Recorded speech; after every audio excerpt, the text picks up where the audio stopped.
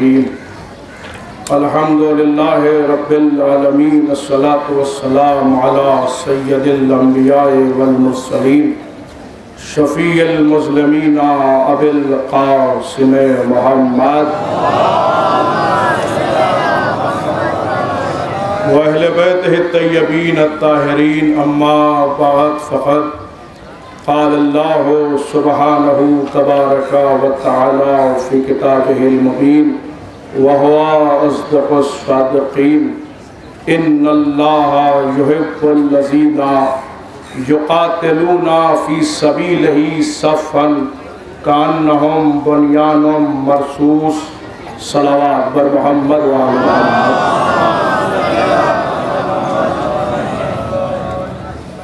حضرات، اس وقت کی اس تقریر کے لیے، گفتگو کے لیے قرآن مجید کے ایک بہت مشہور اور معروف سورہ مبارکہ صف کی ایک آیت کو تلاوت کیا ہے۔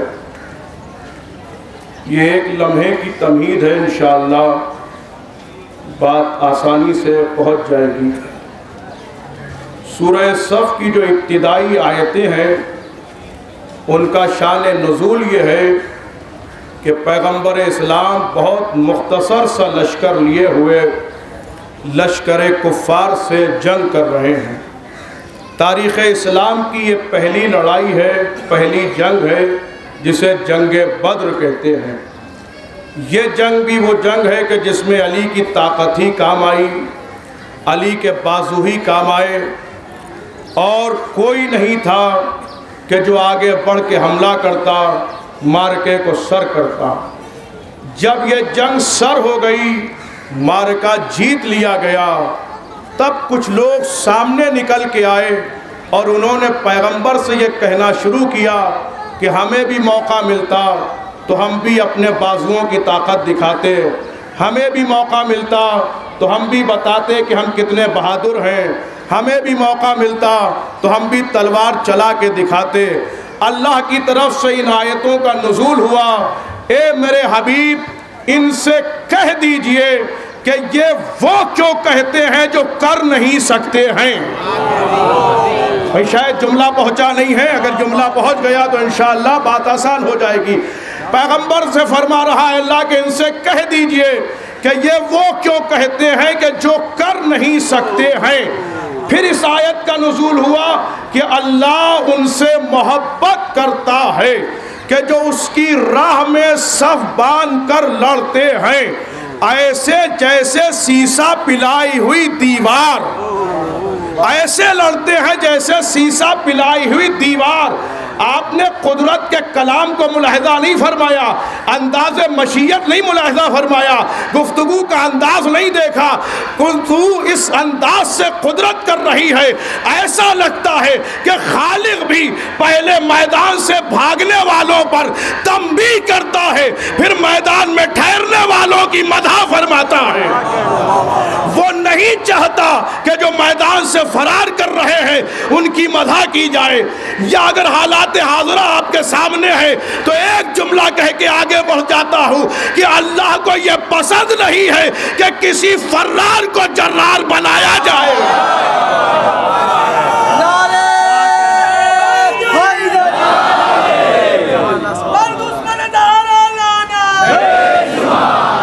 وہ یہ نہیں چاہتا کہ کسی فرار کو جرار بنایا جائے، بلکہ جو جرار ہے اسے جرار ہی کہا جائے، جو فرار ہے اسے فرار ہی کہا جائے۔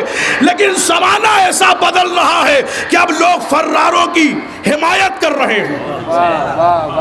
بھائی میرا مجمع میرے ساتھ ہے، توجہ چاہتا ہوں، فراروں کی حمایت میں اترے ہوئے کچھ اپنوں میں بھی پیدا ہو گئے ہیں، اور قاتل صحرا کو بچانے کی کوشش ہو رہی ہے، اور یہ کہا جا رہا ہے کہ وہ ایسے نہیں تھے، وہ ایسے نہیں تھے۔ انشاءاللہ بیدار ہو کے جملہ آخری آدمی تک پہنچے گا۔ وہ ایسے نہیں تھے، وہ ایسے نہیں تھے۔ میں مان لیتا ہوں وہ چاہے جیسے رہے ہو، مگر آپ نے ان کی حمایت کر کے بتا دیا کہ آپ انہی جیسے ہیں۔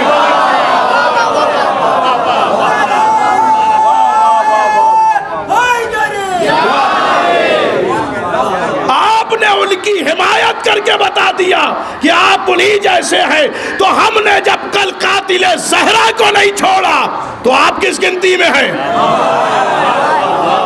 بھئی توجہ ہے، جب ہم نے کل قاتل زہرا کو نہیں چھوڑا تو آپ کس گنتی میں ہیں؟ اسی لیے زبان کھولنے سے پہلے یہ سوچو کہ ابھی بیٹا پردے میں ہے۔ کہاں ہے آپ؟ بھائی توجہ ہے کہ نہیں؟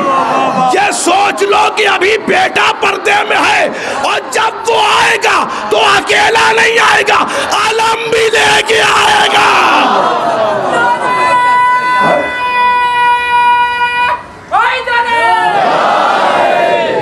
جب وہ آئے گا تو تنہا نہیں آئے گا، کیا لے کے آئے گا؟ علم۔ سارے لوگ بولے کیا لے کے آئے گا؟ بھئی یہ نام لیتے ہوئے آپ کیوں گھبرا رہے ہیں؟ اس لیے کہ آپ کا تو شیوا ہے، آپ کی تو پہچان ہے علم اٹھانا۔ بھائی علم کا مخالف تو وہی ہوگا کہ جس کے خاندان میں کوئی بہادر نہ ہو۔ بھائی علم، بھائی علم کا مخالف تو وہی ہوگا نا کہ جس کے خاندان میں کوئی بزرگ نہ موجود ہو، کوئی بہادر نہ ہو۔ مخالفت علم بھی ہو رہی ہے، یہ سارا مجمع میرے ساتھ ہے۔ بھئی ہے کہ نہیں ایسا؟ لوگ آ رہے ہیں، علم کی مخالفت کر رہے ہیں۔ یہ علم کیا ہے؟ یہ علم کیا ہے؟ یاد رکھنا، تاریخی جملہ کہہ رہا ہوں، دنیا کی ہر عزاداری آپ کی نظروں کے سامنے ہے، مگر ہر جگہ کا طریقہ عزا بدل گیا، نہیں بدلا تو علم بدلا نہیں ہے۔ سب بدل گئے، رونے کا انداز بدل گیا، لباس بدل گیا، طریقہ مجلس بدل گیا، نہیں بدلا تو علم۔ یہ علم ہے ہماری پہچان۔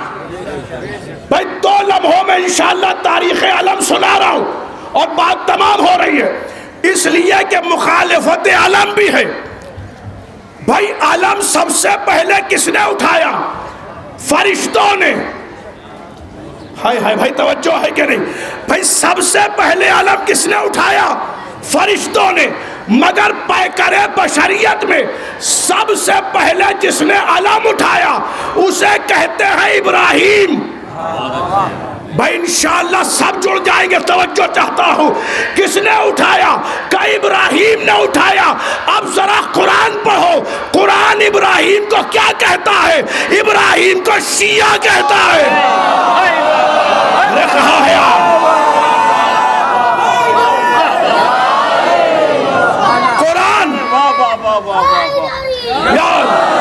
مل کے میرا ساتھ جواب دے، نعرہ حیدری۔ قرآن نے ابراہیم کو کیا کہا؟ شیعہ۔ معلوم یہ ہوا قرآن کی نظر میں علم وہ اٹھائے۔ کہاں ہے آپ بھائی؟ قرآن کی نظر میں علم وہ اٹھائے جو شیعہ ہو۔ یہ تو قرآن نے کہا، مگر جس کے قلب پر قرآن نازل ہوا اس نے بھی تو کچھ کہا تھا، کل علم اسے دوں گا تم مرد ہوگا۔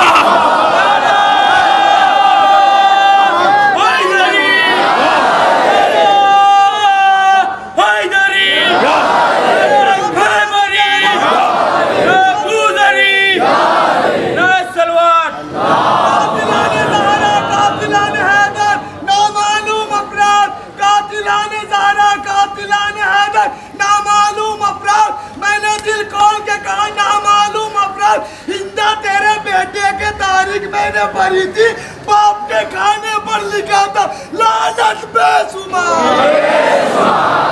کہ بھائی مجھے شعر ویر تو جلدی یاد نہیں ہوتے، مگر 4 مصرے یاد آ گئے ہیں۔ شہید لکھنوی صاحب کے فرماتے ہیں کہ مقام برگ یہی ہے کہ پھول راضی ہو۔ مقام برگ یہی ہے کہ پھول راضی ہو، وہ خوش نصیب ہے جس سے رسول راضی ہو۔ وہ خوش نصیب ہے جس سے رسول راضی ہو، جسے کہو مانوں گا میں رضی اللہ، مگر یہ شرط ہے پہلے بطول راضی ہو۔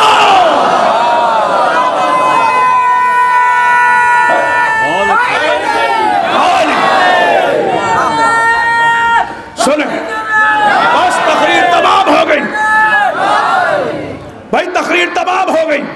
اس کے بعد دوسری تقریر میں جو بچی ہوئی باتیں ہیں انشاءاللہ عرض کروں گا۔ پہلی نشانی قرآن نے بتائی، کون علم اٹھائے گا؟ شیعہ۔ اب پیغمبر نے پہلی نشانی کیا بتائی؟ کل علم اسے دوں گا جو مرد ہوگا۔ بھائی اطمینان سے جملہ کہہ دوں، سنبھالیں گے جملہ۔ بھائی پیغمبر نے کیا کہا؟ کل علم اسے دوں گا جو مرد ہوگا۔ اب اگر کوئی مخالفت علم کرتا ملے، ارے کہاں ہے آپ؟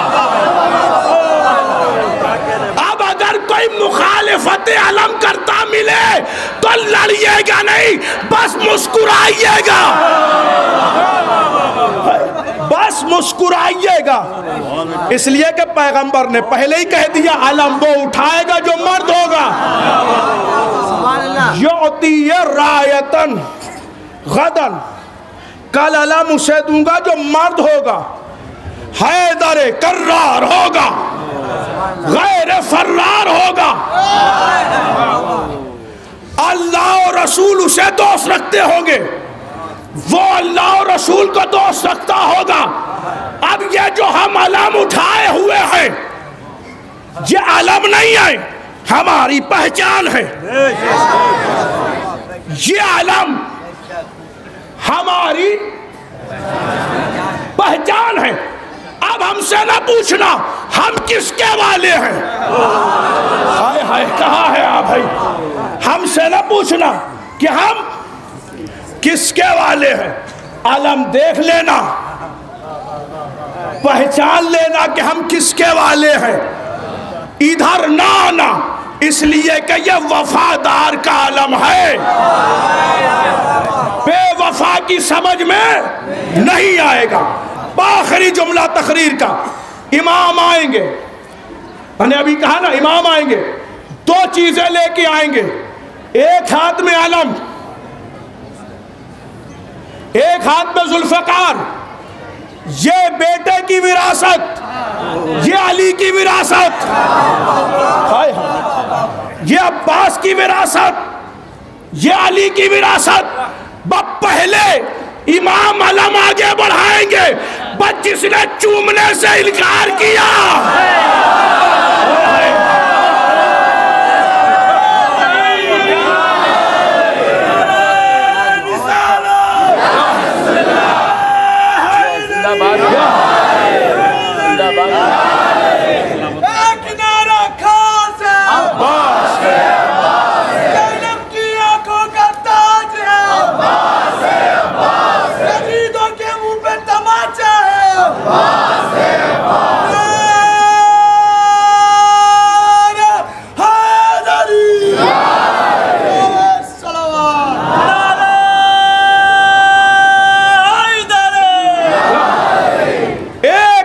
نعرہ ہو کہ ایسا لگے کہ ہم حسین کے ہاتھوں پر بیعت کر رہے ہیں، دونوں ہاتھوں کو بلند کر کے، اس لیے کہ ہمیں مولا یوں ملا ہے، لہذا دونوں ہاتھوں کو بلند کر کے نجف رسا نعرہ، نعرہ حیدری۔ وہ امام آئیں گے، علم لے کر آئیں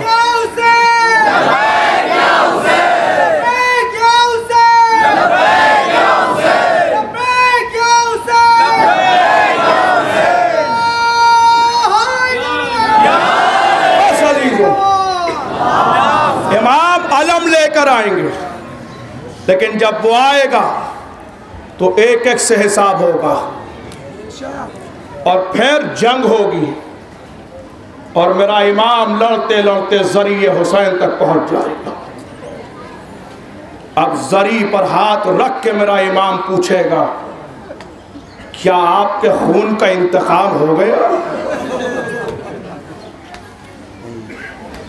زری سے ایک آواز آئے گی، میرے لال میرے خون کا تو انتقام ہو گیا، میری زینب کی بے ردائی کا انتقام،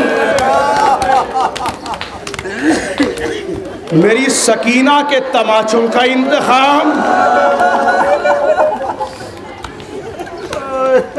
سارے عزاداروں سے ہاتھ جوڑ کے ایک سوال کر رہا ہوں، جہاں تک بیٹھے ہو، جہاں تک کھڑے ہو، میری ماں بہنیں بھی ہیں، تم سے بھی سوال ہے، کب سے رو رہے ہو؟ پہلی محرم سے رو رہے ہو نا؟ کسی نے رونے پر تماچا تو نہیں مارا؟ کسی نے رونے پر تازیانہ تو نہیں مارا؟ کسی نے رونے پر یہ تو نہیں کہا رو نہیں؟ اچھا ایک مجلس، دو، تین، ابھی جلوس ختم ہو جائے گا، تم گھر چلے جاؤ گے، جا کے بستر پر لیٹ بھی جاؤ گے، آرام بھی کر لو گے۔ ایک ماں ہے جو نہیں سوتی ہے۔ اب میری طرف دیکھو دیکھنے والوں، بی بی مجلس میں کیسے آتی ہے؟ ایک ہاتھ ٹوٹی ہوئی پسلیوں پر ہوتا ہے، ایک ہاتھ میں رومال سفید ہوتا ہے۔ اے عزادارو یہ آنسو دے دو، اس لیے کہ یہ میرے حسین کا مرہم ہے، یہ اس کا مرہم ہے جسے کربلا میں رلا رلا کے مارا گیا۔ ایک ایک منزل پر حسین کو رلایا گیا۔ کس کس منظر کا نظر کروں، کس کس کا ذکر کروں؟ عزاداروں، جب کوئی نہیں رہا تو حسین رخصت آخر کے لیے آئے نا، ایک لمحے کے لیے رک کے سن لو۔ جب آئے بیٹے کے پاس تو کسی بھائی کے لیے وصیت نہیں کی، کسی اہل خانہ کے لیے وصیت نہیں کی، بلکہ تمہیں یاد کر کے کہا جب چھوٹ کے جانا تو میرے شیعوں کو میرا سلام کہہ دینا، اور کہنا کہ شرط وفا یہ ہے کہ جب ٹھنڈا پانی پینا تو میری پیاس کو یاد کر لینا، اور جب کسی قریب الوطن پر رونا آئے تو میری غربت پر رو لینا۔ اس کے بعد تمہارے امام نے عجب جملہ ارشاد فرمایا، میرے لال میرے چاہنے والوں سے کہنا اس وقت میں نے بہت یاد کیا جب 6 مہینے کے بچے کی میت لیے۔ اجرکم اللہ، اجرکم اللہ۔ 6 مہینے کے بچے کی میت لیے ہوئے کبھی در خیمہ کی طرف جاتا تھا، کبھی واپس پلٹ آتا تھا۔ ہاں عزادارو، اسی حسین کو رخصت کرنے آئے ہو نا، اسی حسین کو رخصت کرنے آئے ہو نا جو کل تمہارے گھروں میں مہمان ہوا تھا نا۔ کیسے رخصت کرو گے؟ کیسے رخصت کرو گے؟ دل ہے تمہارا حسین کو رخصت کرنے کا؟ اے مولا ابھی کل تو آئے تھے۔ اللہ اکبر، ابھی کل تو آئے تھے، اتنی جلدی جا رہے ہو میرے مولا؟ مگر جاتے جاتے یہ وعدہ کرو کہ پھر آؤ گے۔ بس 2 منظر ہیں، مجلس تمام ہو رہی ہے۔ ایک لمحے کے لیے انتظامیہ سے 2 منٹ کی اجازت چاہتا ہوں، چاہتا یہ ہوں کہ یہ عزادار آخری مرتبہ رو لے۔ زندگی کا کوئی بھروسہ نہیں، یہ سوچ کے رونا کہ ہو سکتا ہے زندگی کی آخری مجلس ہو، نہ جانے کس کے پہلو میں بی بی کھڑی ہو۔ میرے لال پر آنسو بہائے گئے، تمہاری آنکھ میں آنسو نہیں تھے۔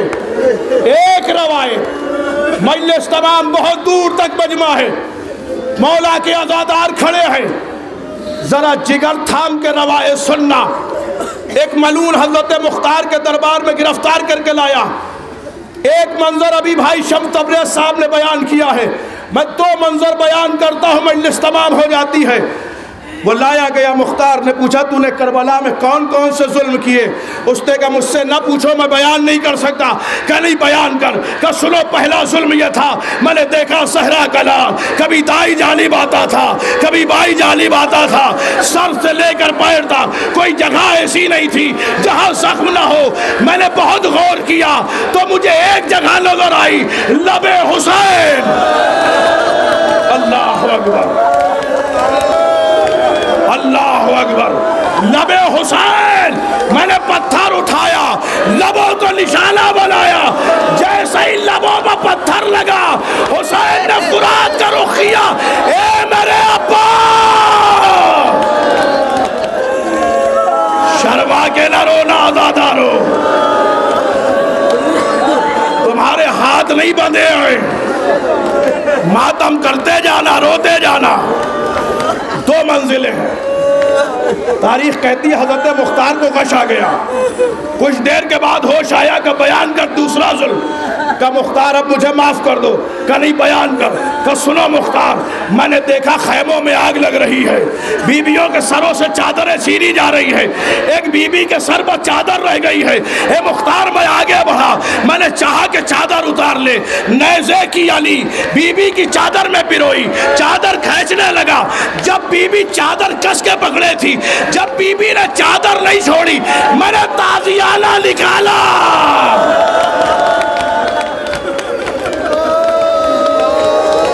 بیوی کے رخسار ہمارا، بیوی نے یہ کہہ کے چادر چھوڑی، اے ابا۔ ایک منزل، اگر سخت ہو جائے جملہ تو مجھے معاف کر دینا۔ بی بی نے یہ کہہ کے چادر چھوڑی، عباس ہم غریب ہو گئے، عباس ہم غریب ہو گئے۔ کب بیان کر تیسرا ظلم، جہاں تک میری ماں بہنیں بیٹھی ہیں، اس زحمت میں کھڑی ہے نا، خدا تمہاری گودیوں کو آباد رکھے۔ جتنے صاحبان اولاد ہیں نا، اپنی 4 برس کی بچی کو سامنے رکھنا۔ اب جملہ سنو، وہ کہتا ہے میں نے دیکھا خیموں میں آگ لگی ہوئی ہے، انہی جلتے ہوئے خیموں سے ایک بچی نکلی جس کے دامن میں آگ لگی ہوئی تھی۔ آگ کی لپٹوں میں مجھے بالیاں نظر آ گئی۔ اے مختار، بچی آگے آگے میں پیچھے پیچھے، بچی آگے آگے میں پیچھے پیچھے۔ اے مختار، جب بچی تیزی سے چلنے لگی، میں نے گھوڑے پر بیٹھے بیٹھے بچی کی پشت پر نیزہ مارا۔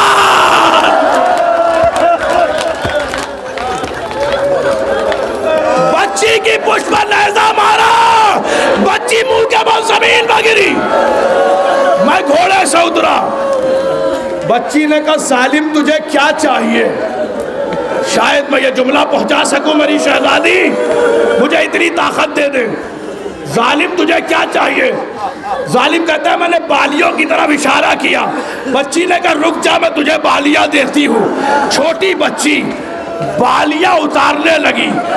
جب بالیاں اترنے میں دیر لگی مختار، میں آگے بڑھا، میں نے بالیاں اتاری نہیں، پکڑ کے کھینچ لی۔ بچی نے فرات کا رخ کیا، اے میرے چچا،